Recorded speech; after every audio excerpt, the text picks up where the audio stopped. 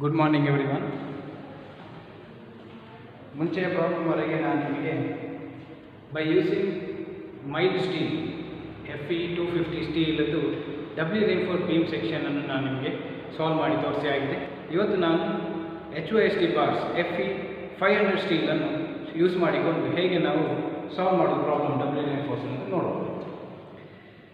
Question ಹೇಗಿದೆ, A W ರೇನ್ಫೋರ್ಸ್ಡ್ beam section is 250 mm wide and 500 mm deep to the center of the tensile reinforcement. It is reinforced with 3 bars of 16 mm diameter compression reinforcement. Beam igidre neutral axis line igitte adra mele 3 bars of 16 mm diameter bars compression reinforcement hakidare at an effective cover of 50 mm and 4 bars of 20 mm diameter at the tension side. Using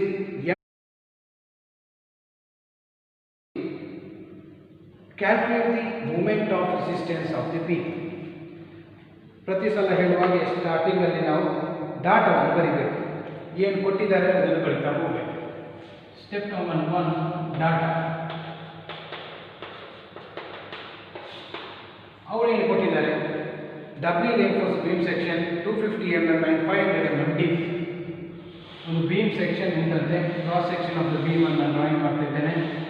ಅದರಲ್ಲಿ B is 250 mm, B equal to 250 mm and to the centre of the reinforcement ಅಂತ ಹೇಳಿದರೆ ಏನು ರೇನ್ಫೋರ್ಸ್ಮೆಂಟ್ ನಾವು provide ಮಾಡ್ತೇವೆ ಆ ರೇನ್ಫೋರ್ಸ್ಮೆಂಟ್ ಸೆಂಟರಿಗೆ depth ಅನ್ನು ಕೊಟ್ಟಿದ್ದಾರೆ. That is effective depth D is equal to 500 mm. 500 mm. ಮತ್ತೆ ಕಂಪ್ರೆಷನ್ ಸೈಡಲ್ಲಿ ಎರಡು steel 3 bars of 16 mm diameter bars ಅನ್ನು ಹಾಕಿದ್ದಾರೆ. ಎಟ್ compression side 3 of 16 mm diameter at compression and 4 of 20 mm at the tension. 4 of 20 mm diameter at the tension side with an effective cover of 50 mm. ಎರಡು ಸೈಡಲ್ಲಿ effective cover ಇರ್ತದೆ. D dash equal to 50 mm.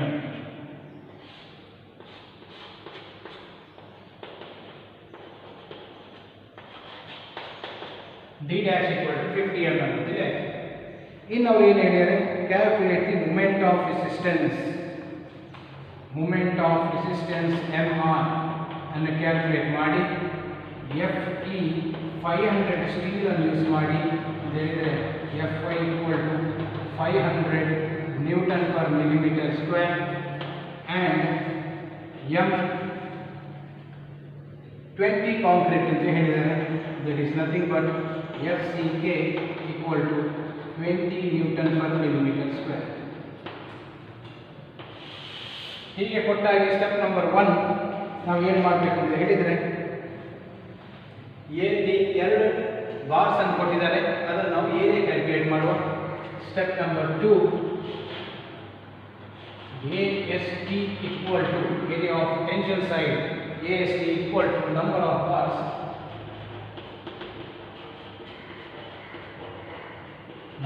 bars into pi into dia of tension square divided by 4. That is nothing but 4 into pi into 20 to square divided by 4, which gives the area of 1256.64 mm square. ನಮಗೆ AST ಸಿಕ್ಕಿತ್ತು.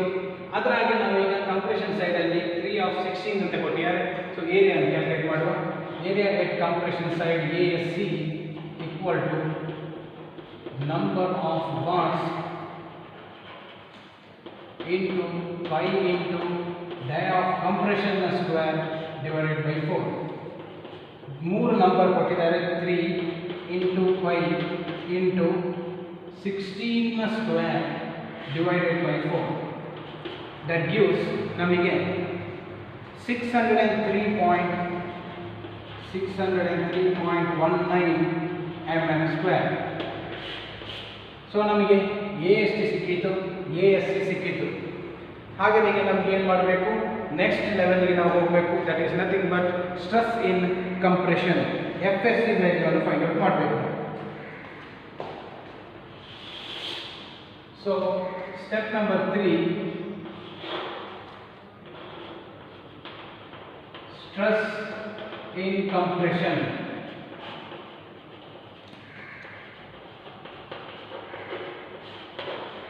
FSC value, stress in compression FSC value ಅನ್ನು find out ಮಾಡಬೇಕು. ಈಗ ನಾವು ಇದು find out ಮಾಡಬೇಕು ಅಂತ ಹೇಳಿದರೆ, ಸಿನ್ಸ್ ನಿಮಗೆ ಮುಂಚೆ ನಾನು ತೋರಿಸಿದ್ರಲ್ಲಿ ಮೈಲ್ಡ್ ಸ್ಟೀಲ್ FE250 ಸ್ಟೀಲ್ ಆಗಿದ್ದರೆ ನಮಗೆ FSC ಅಂತ ಹೇಳಿದರೆ ಡೈರೆಕ್ಟಾಗಿ ತಗೊಳ್ಳೋದು 0.87 FY ಅಂತೇಳಿ. ಎಲ್ಲಿಯಾದರೂ ನಮ್ಮ ಹತ್ರ FE500 ಸ್ಟೀಲ್ ಅಥವಾ FE415 ಸ್ಟೀಲ್ ಅಂತ ಹೇಳಿದರೆ we have to calculate by this D dash by D. ನಮಗೆ ಕವರ್ ಎಷ್ಟು ಕೊಟ್ಟಿದ್ದಾರೆ, 50 ಡಿವೈಡೆಡ್ ಬೈ ಎಫೆಕ್ಟಿವ್ ಡೆಪ್ತ್ 500 ಎಷ್ಟು ಸಿಗ್ತದೆ, 50 ಡಿವೈಡೆಡ್ ಬೈ 500 ಅಂತ ಹೇಳಿದರೆ 0.1. ಈ 0.1 ಅನ್ನು ನಾವು we have to search in by referring in SP16 page number 13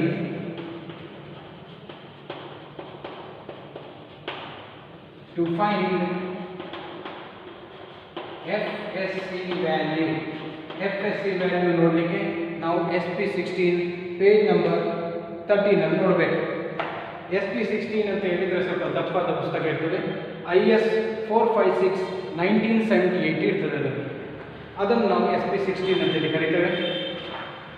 ಅದರ ಪೇಜ್ ನಂಬರ್ 13 ಈಗ ನಿಮ್ಮ ದೊಡ್ಡ ಸ್ಕ್ರೀನಲ್ಲಿ ಬರ್ತದೆ ನೋಡಿ. ಇದರಲ್ಲಿ ನಮಗೆ ಒಂದು ಸೈಡಲ್ಲಿ FY ವ್ಯಾಲ್ಯೂಸ್, FY ಅಂತ ಹೇಳಿದರೆ ಸ್ಟೀಲ್ ಯಾವುದು, ಒಂದು 415, ಇನ್ನೊಂದು 500. ಅದೇ ಆಚೆ ಬದಿ D ಡ್ಯಾಶ್ ಬೈ D ಇರ್ತದೆ.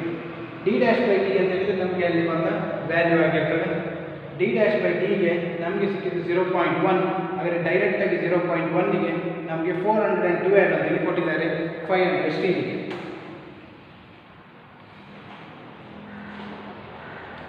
ಸೊ ನಮಗೆ ಬೇಕಾದ್ದು ಇಲ್ಲಿ D dash by D FSC 0.1ಗೆ ಎಷ್ಟು ಅಂತೇಳಿ ನಮಗೆ ಬೇಕು. ಇಲ್ಲಿ ನಮಗೆ ಏನಾಗಿದೆ ಅಂತ ಹೇಳಿದರೆ 0.1 ಅಂತ ಇರೋದು ಕೋಡ್ ಬುಕ್ಕಲ್ಲಿ ಡೈರೆಕ್ಟಾಗಿ ಸಿಗುವ ಕಾರಣ ಅದಕ್ಕೆ 412 ಅಂತೇಳಿ ಡೈರೆಕ್ಟಾಗಿ ಸಿಕ್ಕಿದೆ. ಇಲ್ಲಾಂದರೆ ನಾವು ಇಂಟರ್ಪೋಲೇಷನ್ ಮಾಡಬೇಕಿತ್ತು. ಇಲ್ಲಿ ನಮಗೆ ಇಂಟರ್ಪೋಲೇಷನ್ ಮಾಡಬೇಕಂತಿಲ್ಲ. ಸೊ ಹಾಗೆಂದರೆ FSC value is 412.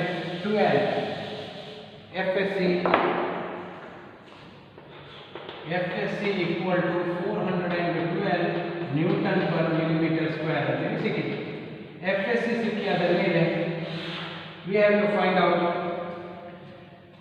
Limiting neutral axis depth ಎಷ್ಟು ಉಂಟು ಅಂತೇಳಿ ಫೈಂಡ್ ಔಟ್ ಮಾಡುವ. ಸಿನ್ಸ್ ನಾವು ಮೂಮೆಂಟ್ ಆಫ್ ರೆಸಿಸ್ಟೆನ್ಸ್ ಅನ್ನು ಫೈಂಡ್ ಔಟ್ ಮಾಡಬೇಕು ಅಂತ ಹೇಳಿದರೆ XU ಮತ್ತು XU ಮ್ಯಾಕ್ಸ್ನ ಮಧ್ಯದಲ್ಲಿ we have to bring the relation, whether it is over reinforce, whether it is under ರೆನ್ಫೋರ್ಸ್ ಅಥವಾ ಬ್ಯಾಲೆನ್ಸ್ ಸೆಕ್ಷನ್ ಅಂತೇಳಿ ನಾವು ನೋಡಬೇಕು. ಅದಕ್ಕೋಸ್ಕರ ಫಸ್ಟಿಗೆ ಲಿಮಿಟಿಂಗ್ ನ್ಯೂಟ್ರಲ್ ಆಕ್ಸಿಸ್ ಡೆಪ್ತ್ ಅನ್ನು ನೋಡುವ. Step number 4, limiting neutral axis depth XU max for Fe500 steel. XU max by D is 0.46 as per IS 456/2000 page number 70.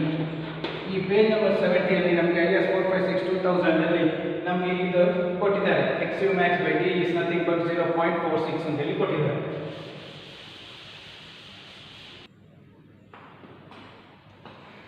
As per IS 456 2000 page number 70 ನಾವು XU max by D is 0.46 ಹಾಗೆ ನಮಗೆ ಬೇಕಾಗಿರೋ XU max that is equal to 0.46 into D, that is 0.46 into 500.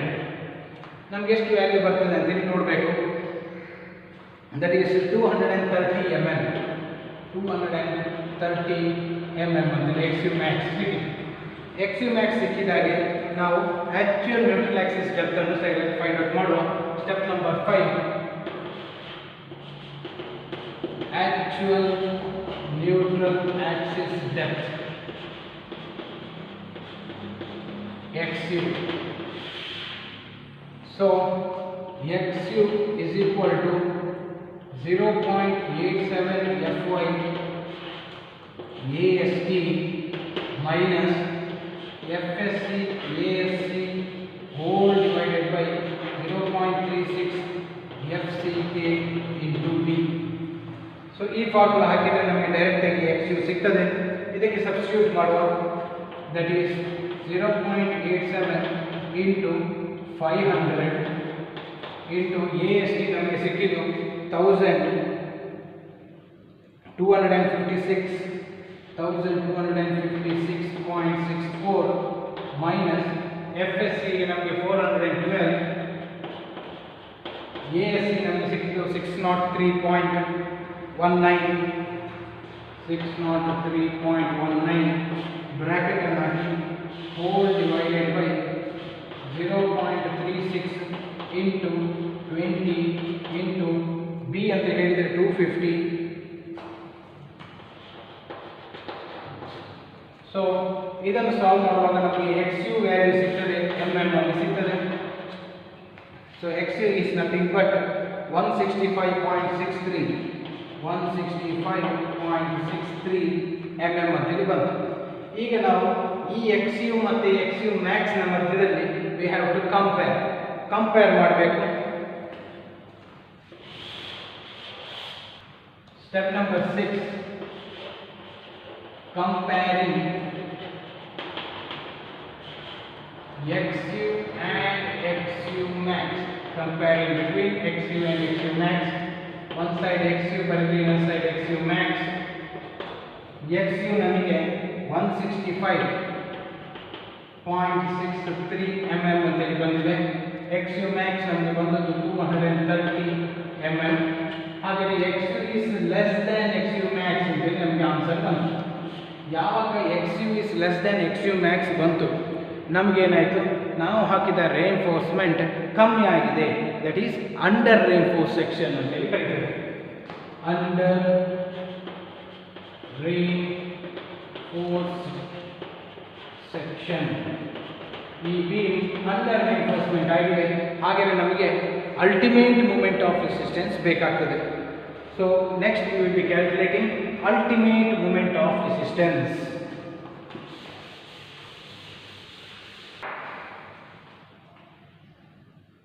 Step number 7,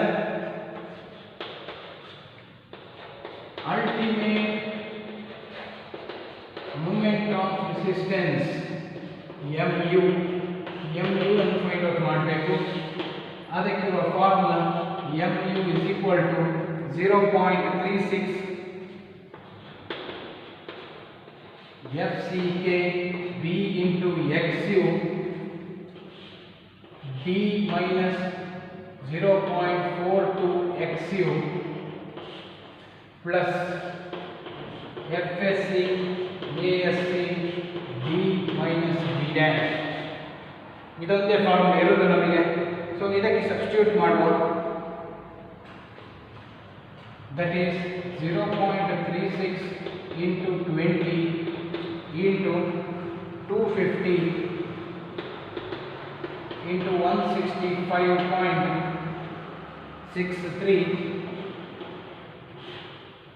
500 minus 0.42 into 165.63